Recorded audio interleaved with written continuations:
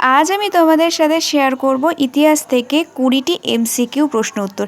আমি ভাবলাম যে বিষয়বস্তু আলোচনা করতে গিয়ে না অনেকটা সময় লেগে যাচ্ছে, তার থেকে তোমাদের সাথে যদি আমি কিছু এমসিকিউ শেয়ার করি তাহলে কি অনেকগুলো এমসিকিউ শেয়ার করা হয়ে যাবে। সেই জন্য আজকে তোমাদের সাথে আমি 20টি এমসিকিউ শেয়ার করেছি। হ্যালো এভরিওয়ান, তোমরা সবাই কেমন আছো? আজকে আমি তোমাদের সাথে আলোচনা করব আধুনিক ভারতের ইতিহাস থেকে বেশ কিছু এমসিকিউ প্রশ্ন উত্তর। তো চলো ইম্পর্টেন্ট প্রশ্ন উত্তরগুলো শুরু করা যাক। তো 1 নম্বর কোশ্চেন হচ্ছে কি, দীনবন্ধু মিত্রের রচনা কি? দীনবন্ধু মিত্র রচনা হচ্ছে কি নীল দর্পণ, 1 নম্বর। দ্বিতীয়ত কি, বেঙ্গল ইন্ডিয়া সোসাইটি স্থাপিত হয় কত খ্রিস্টাব্দে? বেঙ্গল ইন্ডিয়া সোসাইটি স্থাপিত হয় 1843 খ্রিস্টাব্দে। তারপর তৃতীয় কোশ্চেন কি, যে কত খ্রিস্টাব্দে কোম্পানি শাসনের অবসান ঘটে? কোম্পানির যে শাসন, সেই শাসনের অবসান কত খ্রিস্টাব্দে ঘটে? 1858 খ্রিস্টাব্দে।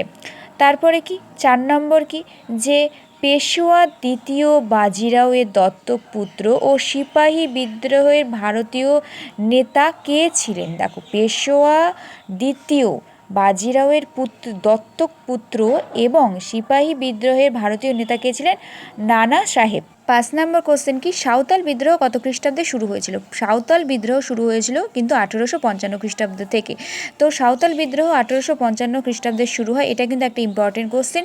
তারপর 6 নম্বর কোশ্চেন কি, যে কত খ্রিস্টাব্দে সিপাহী বিদ্রোহ হয়েছিল? সিপাহী বিদ্রোহ, এটা কিন্তু সাঁওতাল বিদ্রোহ বলেনি। সিপাহী বিদ্রোহ কত খ্রিস্টাব্দে হয়েছিল? 1857। এটা হলো 6 নম্বর প্রশ্ন। তারপরে হচ্ছে 7 নম্বর প্রশ্ন হচ্ছে, ভারতের জাতীয় কংগ্রেস কত খ্রিস্টাব্দে প্রতিষ্ঠিত হয়? ভারতের জাতীয় কংগ্রেস প্রতিষ্ঠিত হয় কিন্তু 1885 খ্রিস্টাব্দে। 8 নম্বর প্রশ্ন হচ্ছে, সাইমন কমিশন ভারতে আসে কত খ্রিস্টাব্দে? সাইমন কমিশন ভারতে আসে 1928 খ্রিস্টাব্দে। তারপর হলো কি, যে 9 নম্বর প্রশ্ন, রবীন্দ্রনাথকে বিশ্বকবি বলেছিলেন কি? রবীন্দ্রনাথকে বিশ্বকবি বলেছিলেন হচ্ছে বঙ্গবান্ধব। রবীন্দ্রনাথকে বিশ্বকবি কে বলেছিলেন? বঙ্গবান্ধব। 10 নম্বর প্রশ্ন হচ্ছে, ভারতের প্রজাতন্ত্র দিবস কত খ্রিস্টাব্দে শুরু হয়? ভারতের প্রজাতন্ত্র দিবস শুরু হয় 1950 খ্রিস্টাব্দে এবং 26 জানুয়ারি শুরু হয় কিন্তু। তারপর কি, ভারতের 11 নম্বর প্রশ্ন হচ্ছে, রবীন্দ্রনাথকে গুরুদেব বলেছিলেন কে? রবীন্দ্রনাথকে গুরুদেব বলেছিলেন কিন্তু গান্ধীজি। তারপরে এই হচ্ছে আধুনিক ভারতের ইতিহাস থেকে তোমাদের সাথে শেয়ার করলাম আমি হচ্ছে 11টা প্রশ্ন। আর এরপর আমি ইতিহাস থেকে টোটাল যে আধুনিক ভারত, মধ্য ভারত যাই বলো না কেন, তার সব থেকেই কিছু ইতিহাস কোশ্চেন শেয়ার করে দিতে চলো। 11টা কোশ্চেন হলো এখানে। তারপর 12 নম্বর হচ্ছে, ফাহিনের ভারত ভ্রমণের সময় গুপ্ত সম্রাট কে ছিলেন? ফাহিনের ভারত সম্রাটের সময় গুপ্ত সম্রাট ছিলেন হচ্ছে দ্বিতীয় চন্দ্রগুপ্ত। তারপরে 13 নম্বর প্রশ্ন কি বলছে, যে পাল বংশ কোথায় রাজত্ব করেছিলেন? তাহলে পাল বংশ কোথায় রাজত্ব করেছিলেন? বিহারে। তারপর 14 নম্বর প্রশ্ন হচ্ছে, যে 10 রাজার যুদ্ধে কোন গোষ্ঠী জয়লাভ করেছিলেন? তাহলে কে? ভরত। এটা কিন্তু ভারত নয়, ভরত।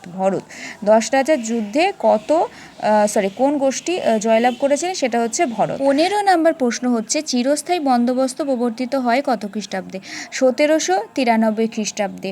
তারপর 16 নম্বর প্রশ্ন হচ্ছে, ব্রাহ্ম সমাজের প্রতিষ্ঠাতা কে ছিলেন? ব্রাহ্ম সমাজের প্রতিষ্ঠাতা ছিলেন রাজা রামমোহন রায়।